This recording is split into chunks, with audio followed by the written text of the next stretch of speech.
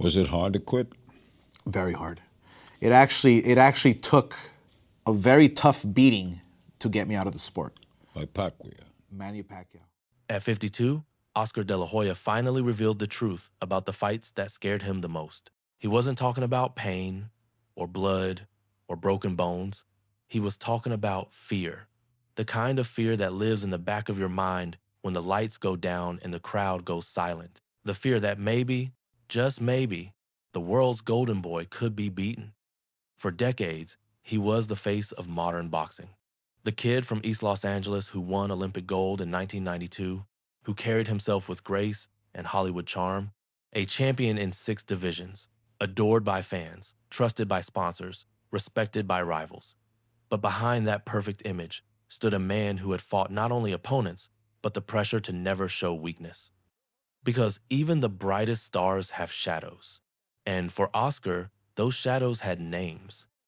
There was one man whose defense made him doubt his own timing, another whose jab shook him to the core, one who fought with hate and made the ring feel personal, another who dismantled him with pure intelligence, and the last, the smallest of them all, who ended the illusion that he could still outrun time. Each of them left a mark not on his record, but on his confidence. Each of them forced him to question the myth that he had built, the myth of the golden boy who feared no one. When Oscar finally looked back, he admitted what he once tried to hide, that fear isn't the enemy, it's the reason you fight harder. And among all the men he faced, 5 names stood above the rest. 5 fighters who made even the golden boy feel the chill of doubt. Oscar De La Hoya's story began long before the gold belts and the bright lights of Las Vegas. Born in East Los Angeles to a family of Mexican boxers, fighting wasn't just a dream, it was tradition. His father had boxed professionally, his grandfather before him. And from the moment Oscar laced his first gloves, it was clear he carried not only talent, but destiny. In 1992, at just 19 years old, he won Olympic gold in Barcelona, the Golden Boy of America. That nickname would follow him forever. He became the bridge between 2 worlds, the Latino warrior and the American superstar. Every fight, every interview, every smile was polished for the cameras. But the hunger behind it was real. By the mid-90s, De La Hoya was not just winning, he was defining an era. He conquered divisions from super featherweight to middleweight, collecting world titles as easily as headlines. His style was pure textbook. Sharp jab, crisp combinations, footwork so smooth it looked choreographed. Yet behind every triumph, there was tension. Every fight came with expectation. Millions watching, waiting, demanding perfection. He beat great names, Chavez, Mosley, Trinidad, Quartey, but those victories came at a cost. The higher he climbed, the thinner the air became. Every opponent was faster, stronger, hungrier. Every mistake felt heavier. And somewhere between fame and fear, between glory and exhaustion, Oscar began to understand what true danger felt like. Not the danger of being knocked out, but of losing himself to the myth he had built. Because among all the men he faced, 5 stood out. 5 who reached deeper than the rest. 5 who didn't just fight him, but made him question who he really was. Number 1, Pernell Whitaker. It was April of 1997 when Oscar De La Hoya walked into the ring to face Pernell Sweet Pea Whitaker, a defensive genius, a man whose movements seemed almost supernatural. For the first time in his young prime, Oscar wasn't fighting to conquer. He was fighting to understand what he couldn't hit. Whitaker wasn't a puncher. He was a painter, and the ring was his canvas. He slipped, rolled, ducked, smiled, and made the golden boy chase ghosts. De La Hoya had the youth, the speed, the power, but in front of Whitaker's rhythm, it all looked mechanical. Punches sliced through air. Every missed shot echoed louder than the one before. Midway through the fight, frustration began to creep in. Oscar's corner told him to stay calm, but he couldn't find a target. Every time he threw, Whitaker disappeared. When he tried to pressure, Whitaker would pop him with a counter left and then grin, the kind of grin that eats away at your confidence. For a boxer like Oscar, who built his image on perfection and control, that grin was worse than a punch. When the final bell rang, the scorecard said Oscar won by decision, but that night, something changed. The golden boy left the ring looking less like a champion and more like a student who had just been taught a painful lesson. The world saw a victory. Oscar saw a mirror. Years later, he would admit it. Whitaker was the hardest guy to hit, he said quietly. He made me feel like a rookie. That confession wasn't weakness, it was honesty. Because what haunted him about Whitaker wasn't losing rounds, it was realizing that skill alone couldn't always win. Fear crept in that night. Not the fear of being hurt, but the fear of being exposed. For the first time, Oscar saw that talent had limits, and that boxing isn't just about landing punches, it's about surviving doubt. Pernell Whitaker never humiliated him. He did something worse. He reminded him that even legends can look ordinary under the right shadow. And from that night on, Oscar de la Hoya would never look at the word untouchable the same way again. Next came a man who didn't slip away from punches. He walked straight through them. His jab felt like iron, his timing like a metronome. Number 2, Ike Quartey, February 1999, Mandalay Bay, Las Vegas. The fight posters called it the Battle of the Unbeatens. On one side, Oscar de la Hoya, the polished superstar with movie star looks and Olympic gold. On the other, Ike Bazooka Quartey, a quiet warrior from Ghana with a jab so sharp it could break rhythm and ribs at the same time. The moment the bell rang, de la Hoya felt it. That jab, straight, fast, heavy, slammed into his face like a hammer, again and again. It wasn't wild or flashy. It was relentless, mechanical, perfect. Every time Oscar tried to set his feet, Quartey's jab was already there to meet him. For a man who prided himself on timing, that was pure chaos. By round 6, both men had traded knockdowns. De La Hoya had dropped Ike once, but Quartey answered right back, catching Oscar square and sending him to the canvas. The crowd exploded, but inside, the Golden Boy's calm cracked. He could feel the power, the pressure, the fatigue building. For the first time in years, he wasn't dictating the pace, he was reacting.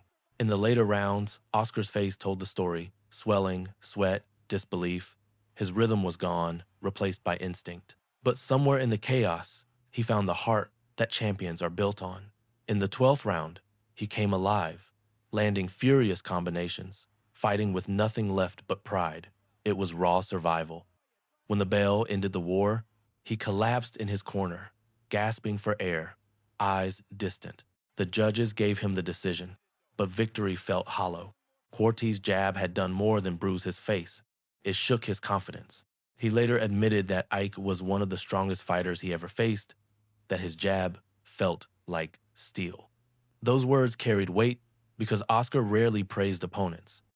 That night, the Golden Boy learned that fear can come from exhaustion, from realizing that even the best technique can't stop raw power. Quartey didn't intimidate him with words or presence. He broke him with rhythm, with the cold persistence of a man who didn't care about fame or cameras, only contact. As the years passed, De La Hoya would look back and call it one of the hardest fights of his career. It wasn't the belt that mattered. It was the memory of every jab that landed, and the silent truth that followed. Even a legend bleeds. Next came a rival who didn't hide behind defense or precision. He wanted war, and he wanted it personal. Number 3, Fernando Vargas, September 14, 2002. The Mandalay Bay crowd was louder than ever, not because of the belts, but because of the bad blood. This wasn't just another fight. It was a feud years in the making. Oscar de la Hoya versus Fernando Vargas, two proud Mexican-American stars who couldn't stand the sight of each other. Vargas had always carried a chip on his shoulder. He saw Oscar as the polished poster boy, the corporate champion who had forgotten his roots. He called him soft, fake Hollywood. And Oscar, though careful in front of cameras, felt the insult deeply. Behind his calm expression burned something rare for him: anger. From the opening bell, it wasn't boxing. It was a street fight dressed in gold trunks. Vargas came forward like a storm. Wide hooks, clenched teeth, eyes locked. Every punch was meant to hurt, to humiliate. Oscar traded when he shouldn't have, driven by emotion, not strategy. The exchanges were vicious, close, dirty. Both men refused to back down. By the middle rounds, Oscar could feel the difference. Vargas was stronger, rougher, and carried the kind of pride that doesn't fade when the bell rings. But De La Hoya had something else: precision. He began to find his rhythm, snapping the jab, landing crisp left hooks, slipping the wild counters. Slowly, the storm began to break. Then came round 11. Vargas was hurt, cornered, his will cracking under Oscar's accuracy. A perfect left hook, the shot that had made Oscar famous, landed flush. Vargas stumbled. A flurry followed, and the referee stepped in. It was over. Oscar raised his arms, but his eyes told a different story. There was no joy, no celebration, just release. The years of insults, tension, and resentment ended in one violent moment. Yet, as the adrenaline faded, a new feeling crept in. Relief. He had won the fight, but he knew what could have happened if that hook hadn't landed. Vargas had brought out something Oscar rarely showed: vulnerability. The fear wasn't of losing a belt, it was of losing himself, of letting rage consume the fighter he once was. Later, Oscar admitted, that fight meant more than any title, because it wasn't about legacy, it was about pride, identity, and survival. Vargas was the enemy within, the reflection of everything Oscar tried to escape: anger, insecurity, doubt. When the dust settled, the Golden Boy was still standing. But in the quiet of his locker room, he understood that sometimes the scariest fights are the ones that feel personal. Number 4. Floyd Mayweather Jr. May 5th, 2007. The night the Golden Boy met the Pretty Boy, it was billed as "The World Awaits," and it did. The most lucrative fight in boxing history at that point, two stars from different generations, one desperate to prove he still belonged, the other determined to take his throne. Oscar de la Hoya entered the ring at 34, older but still proud, carrying the weight of fame and the illusion of control. Across from him stood Floyd Mayweather Jr., calm, unreadable, a master of calculation. For all of Oscar's charisma and emotion, Floyd brought something colder: pure, surgical intelligence. From the first round, it became clear this was not a brawl. It was chess at lightning speed.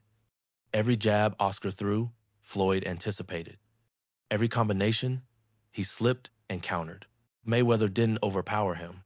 He dismantled him, quietly, methodically, without mercy. His right hand darted like a blade, slicing through the space between Oscar's defenses. By the middle rounds, frustration replaced confidence. Oscar tried to turn the fight physical, pressing Floyd against the ropes, throwing wild flurries, but it was like punching smoke. Floyd never panicked. He smiled, talked, toyed with distance. Every miss cost Oscar energy. Every second felt heavier. In the late rounds, the crowd sensed the shift. The Golden Boy's aggression had turned desperate. He was chasing, reaching, breathing harder. Mayweather, cool as ever, controlled the rhythm, like a younger version of what Oscar once was. When the final bell rang, the decision was close, a split. But everyone in that arena knew the truth. The passing of the torch had just happened. Oscar didn't crumble that night, but he saw something terrifying: the future, and his place outside of it. Floyd was not just an opponent, he was time itself, precise and inevitable. Watching him move, Oscar realized what fear really meant at that stage of a career. Not pain, not defeat, but the quiet realization that the game had changed, and he was no longer the best at playing it. In the post-fight press conference, Oscar forced a smile. "He's fast, he's smart," he said, "but I thought I had him." The truth was simpler. He never did. That night, Mayweather didn't just win a fight. He closed a chapter. For Oscar, it wasn't the loss that hurt. It was the understanding that he had just fought the mirror of everything he once stood for. And when that mirror broke, there was only one more test left: the fight that ended not just his career, but the myth itself. Number 5, Manny Pacquiao. December 6, 2008. The MGM Grand in Las Vegas shimmered under the lights. Cameras flashed, fans screamed, and the Golden Boy made his walk one more time. Across the ring stood Manny "Pac-Man" Pacquiao, smaller, faster, smiling in that quiet way that only the fearless can. Many thought Oscar de la Hoya would crush him. The size difference looked absurd. Pacquiao had come up from lightweight, Oscar had ruled at welterweight and beyond. But from the moment the bell rang, reality hit like ice water. The smaller man was the faster man, the sharper man, the younger man. Pacquiao didn't hesitate.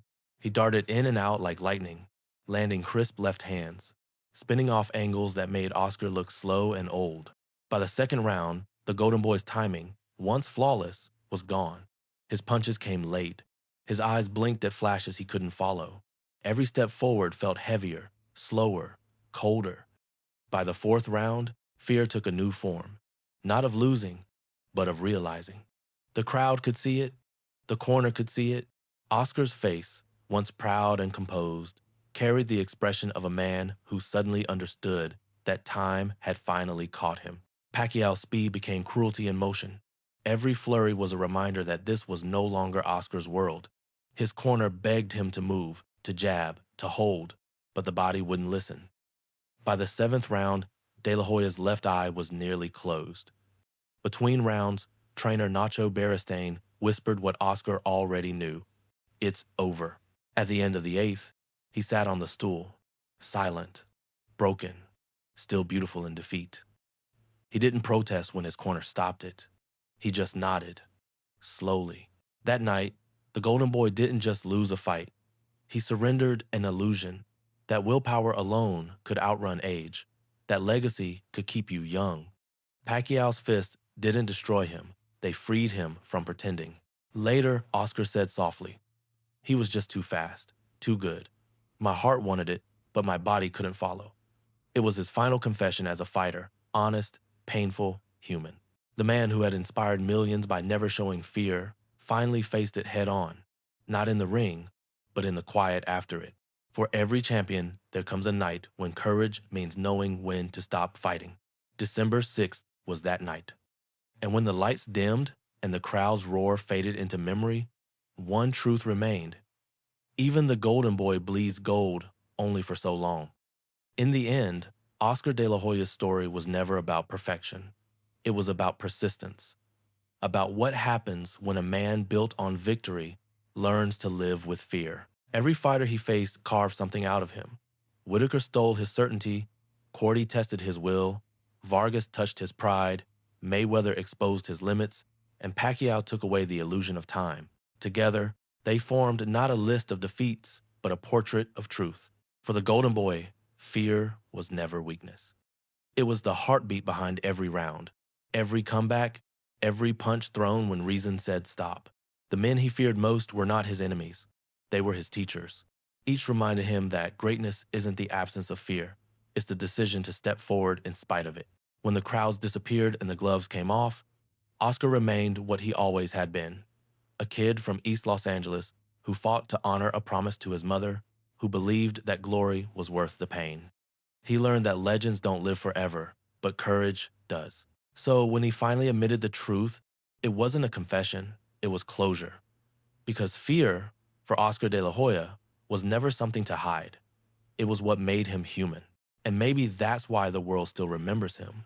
Not as the man who never feared, but as the one who faced his fear with his chin high and his heart open.